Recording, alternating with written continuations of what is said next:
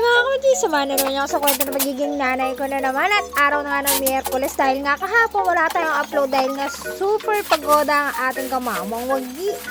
Kahapon talaga marami ako nakaplanong gawin mga kamamang wagi, umaga pa lang. Sabi ko, ako na magsasampay ng mga natira ni Arby na hindi niya nasampay nung Martes dahil marami din siya nilaban, pero pagkakita ko parang hindi nauubos yung labahan namin. Kayo rin ba mga kamamang wagi?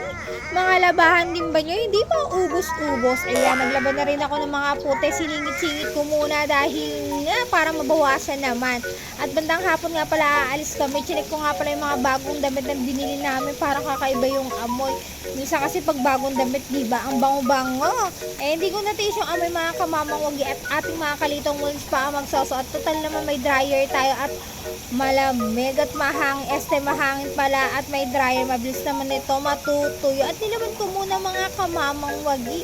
Bandang mga alas 9, tumatawag sa akin yung kapatid ko. Sabi niya, te, tara, kunin na natin yung postal ID ko. Excited na kunin postal ID. At tamang-tama release din ng mga PSA ni Abi at ni Sensen. Nauna pa si Abi magkaroon ng PSA.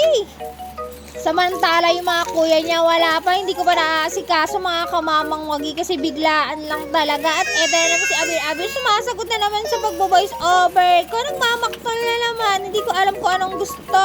Magkakarga ba? Bubuhatin ko? Nagugutot? Ano ba gusto yung Abi na yan? Nakiki-voice over na naman. Bigla na naman ako nawala mga kamamang wagi dahil na si Abi gusto nga pala ng laruan at kausap. At ayun, binigyan ko nga ng laro at bigla na naman natahimik. At eto na nga mga kamamang wagi.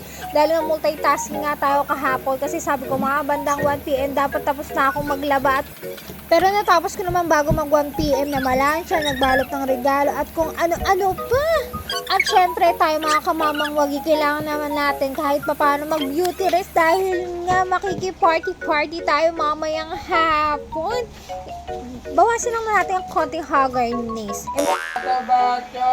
Mama.